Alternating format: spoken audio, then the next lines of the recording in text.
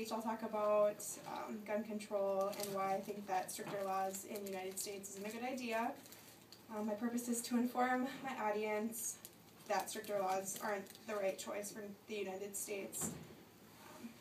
So imagine that you're at home and you're watching a movie with some friends, you're the only one home, and it's getting late and you decide to go to bed and your friends decide to leave.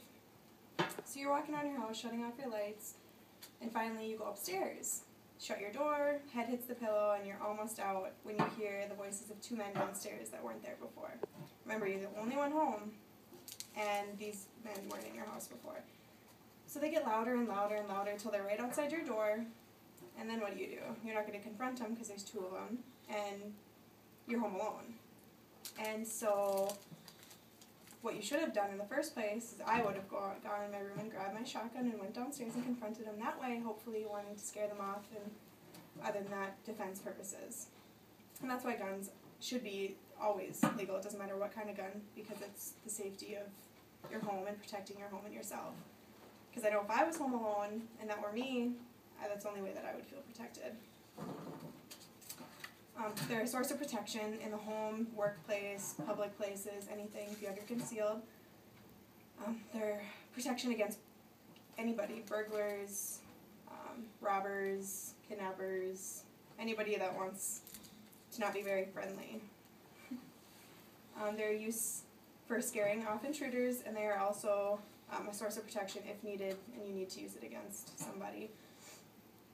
Between 2008 and 2009, homicide rates decreased 8.1%, and they've also decreased every year since 2006.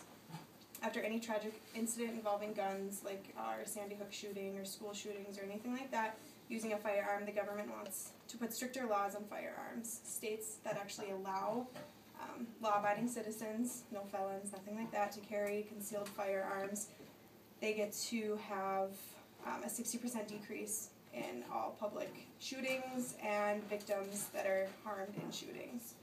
And that's a 78% decrease. If there's a person in, say, a bank or something carrying a concealed weapon and somebody comes in and wants to rob the bank, the better chances of less people getting harmed is a lot greater if you have somebody within the bank with a handgun, a good guy rather than a bad guy, because they're going to be able to get them before any cops would be able to come in and take care of that. And that also reduces any chance of any hostages being taken or anything like that. The political opinion is that nations that have problems with crime and violence, that they need to put stricter laws on guns, and that's absolutely false. It doesn't work. Any states or any countries like Australia and England and Wales have no gun policies, and their crime is almost 3 times what the United States is, because we are allowed to carry concealed weapons if you're a law-abiding citizen. Let's see. School shootings, just because one person misuses a firearm or in a situation like that doesn't mean that they need to be banned.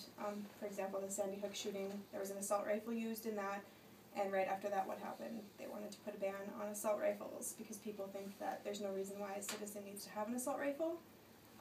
There's hunting purposes for them. You can hunt coyotes, gophers, boars, deer, elk, anything with an assault rifle. So there's no reason why a law-abiding citizen can't own one. Banning them just increases their prices on their actual guns and their ammunition.